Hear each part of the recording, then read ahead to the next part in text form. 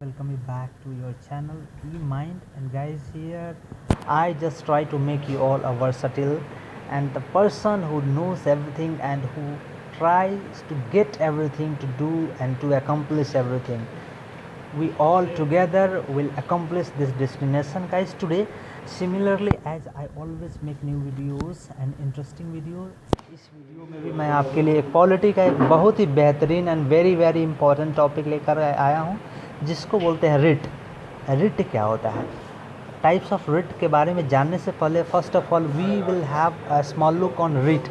Writ होता क्या है? रिट मतलब सीधी सी भाषा में आप समझिए कि जो भी ऑर्डिनेंस या लॉ जो कोर्ट जारी करता है, जो आदेश जारी करता है, उसको रिटन में मीन्स लिखित रूप से दिया जाना ही रिट कहलाता है। मीन्स द लॉ और द ऑर्डर और ordinance which is being passed by the supreme court and it is in written form, that is said to be as writ. Means जो भी कोर्ट किसी अध्यादेश को या किसी कानून को या किसी लॉ को लिखित रूप से पास करती है और लिखित रूप से किसी को करने के लिए या किसी को देने के लिए, किसी को फॉलो करने के लिए फॉरवर्ड करती है, तो उसको क्या बोलते हैं? रिट बोलते हैं। अगर हम बात करें रिट के टाइप्स की, तो जनरली 5 तरीके का रिट होता है। फर्स्ट हैबियस कॉर्पस, दूसरा मैंडमस, तीसरा सर्टरी एंड चौथा प्रोहिबिशन, पांचवा क्वेवरेंटो। फर्स्ट अगर बात करें हैबियस कॉर्पस की, तो हैबियस कॉर्पस में फर्स्ट यहाँ पे देख सकते हैं habeas corpus. Habeas corpus writ की यदि बात करें तो इसमें सिंपल सी भाषा में आप समझिए कि इसमें ब्रिंग द बॉडी मीन्स वहाँ पे बॉडी मीन्स वहाँ पे बॉडी को उपस्थित होना ज़रूरी है हैबियस कॉर्पस के अकॉर्डिंग। मीन्स सपोज यदि पुलिस किसी व्यक्ति को अंडर कस्टडी में लिए हुए है, तो किस बेस पे लिए हुए है, फर्स्ट रिट को बोला जाता है हैबियस कॉर्पस। हैबियस कॉर्पस के अकॉर्डिंग क्या होता है, इसके अनुसार कोई भी अगर पुलिस किसी को अंडर कस्टडी में लेती है, जेल में डालती है और उस पर सुनवाई होती है, तो कोर्ट में यदि वो केस गया है तो कोर्ट क्या है, लिखित रूप से देगी कि उस आदमी को वहाँ से वापस कोर्ट में ले करके लाया जाए, मीन्स उसको उपस्थित किया जाए और तब तक उपस्थित रखा जाए, उसको जेल में तब तक नहीं डाला जाए जब तक कि हाई कोर्ट उसको परमिशन नहीं देती है या जो भी कंसर्निंग कोर्ट है।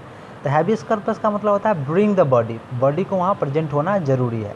दूसरा रिट है writ of mandamus. Writ of mandamus के अकॉर्डिंग क्या होता है कि किसी भी पर्टिकुलर व्यक्ति या अपॉइंटमेंट, जो भी जैसे पुलिस का काम है कि वो अपनी ड्यूटी सही से कर रही है या नहीं कर रही है, अगर कोई टीचर उसका काम है टीचिंग, तो वो सही से पढ़ा रहा है या नहीं पढ़ा रहा है, जिसका जो काम है, जो गवर्नमेंट सर्विस में है, जिसका जो गवर्नमेंट जॉब दिया गया, जिसकी जो ड्यूटी दी गई है, वो अपनी ड्यूटी सही से परफॉर्म कर रहा है या नहीं कर रहा है, उस चीज़ को वेरीफाई करता है और कंफर्म करता है सुप्रीम कोर्ट लिखित रूप से। तो इसीलिए इसको बोला जाता है do your public duty. Means आप अपनी ड्यूटी को सही से कर रहे हैं या नहीं कर रहे हैं, इस चीज़ को सुनिश्चित करता है कौन? Writ of mandamus. Okay, I hope you understand. Third writ है writ of certiorari. Means supreme court क्या करता है, transfer proceeding records and check judgment. इसके अकॉर्डिंग क्या होता है कि जो भी केस, सपोज इट मीन्स कि सर्टरी के अकॉर्डिंग सुप्रीम कोर्ट क्या प्रूफ मांगता है कि जो भी लोअर कोर्ट या इन्फीरियर कोर्ट किसी भी डिसीजन को लिया है, तो उसका सर्टिफिकेशन किसको दिया जाता है? सुपीरियर कोर्ट की, मीन्स हायर कोर्ट को, या हायर कोर्ट देगा सुप्रीम कोर्ट को। तो ये किसके अंदर में आता है? रिट ऑफ सर्टरी के अंदर में। फोर्थ जो है रिट ऑफ प्रोहिबिशन। प्रोहिबिशन का सिंपल सा मीनिंग होता है मना करना।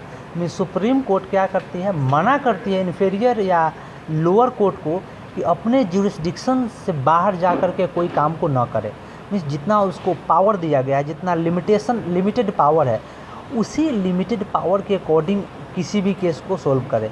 अगर जो केस सपोज सुप्रीम कोर्ट या हाई कोर्ट करना, जिस केस को अधिकार दिया गया है जिस कोर्ट को कि इस केस को सुप्रीम कोर्ट सोल्व करेगी, और उसको अगर लोअर कोर्ट सोल्व कर दे तो फिर गलत हो गया ना।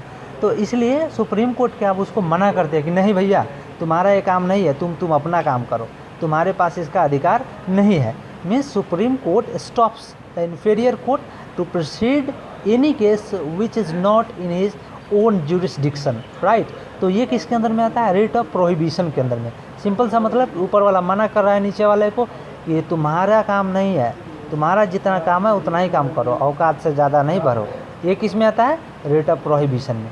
नंबर 5 की बात करें तो क्वो वारंटो। क्वो वारंटो के अंदर में क्या होता है, सुप्रीम कोर्ट क्या करता है कि प्रूफ खोजता है जो भी अपॉइंटेड पर्सन है। सपोज एक एग्जांपल के तौर पे ले लो कि अगर रिटायरमेंट का एज है 62 साल, ओके, और कोई व्यक्ति 62 साल से ज़्यादा किसी ऑफिस को पकड़े हुए हैं ना, हम छोड़वे नहीं करेंगे, तो काहे नहीं छोड़िएगा भैया, आपका अधिकार नहीं है। अब आप रिटायरमेंट जाएंगे, आपका उम्र 62 साल से ज़्यादा हो गया है, फिर भी आप जॉब पकड़े हुए हैं, तो ये गलत है। आपको जॉब छोड़ना पड़ेगा, आपको रिटायरमेंट लेना पड़ेगा। तो ये दिखलाता है कौन? क्वो वारंटो। आई एम श्योर कि आप पांचों रीट को आसानी से हिंदी भाषा में समझ गए होंगे और पांचों में क्या डिफरेंस है। Let's have a small look, एक एक करके हम थोड़ा सा देखते हैं इसको। हैबियस कॉर्पस फर्स्ट, दूसरा मैंडमस, तीसरा सटरेरी, चौथा प्रोहिबिशन, पांचवा क्वो warranto.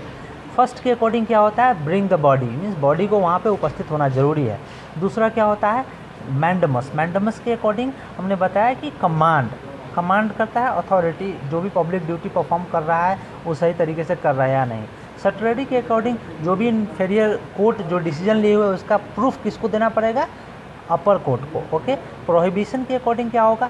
The act of stopping something, means अपने दायरे से बाहर जा कर के औकात से ज़्यादा काम नहीं करना है इन्फीरियर कोर्ट को, उसका काम नहीं है। अगर हाई कोर्ट का ये अधिकार है तो हाई कोर्ट ही उसको सोल्व करेगी, आप केस को आगे फॉरवर्ड कीजिए। तो ये किसके अंदर में आता है? रेट ऑफ प्रोहिबिशन के अंदर में। लास्ट क्वो वारंटो जो है, लास्ट रीट, उसके अंदर में क्या होता है कि व्हाट इज़ योर अथॉरिटी, आप किस अथॉरिटी के बेस पे आप किसी ऑफिस को होल्ड करके रखे हुए हैं। आपका उम्र ख़त्म हो गया है, आप रिटायरमेंट जाइए, आप इसको होल्ड नहीं कर सकते हैं। तो ये अथॉरिटी खोजता है और उसको वहाँ से हटाता है, ठीक है। ये किसके अंदर में आता है? Writ of quo warranto, okay. मुझे उम्मीद है आप पांचों रीट को आसानी से समझे होंगे। और इस रीट को, एक और इंटरेस्टिंग बात कि ये रीट को राइट टू कॉन्स्टिट्यूशनल रिमेडी भी बोला जाता है। रिमेडी क्यों कहा जाता है? क्योंकि अगर आपको कोई बीमारी होती है तो दवा लेते हैं, दवा खा करके ठीक करते हैं।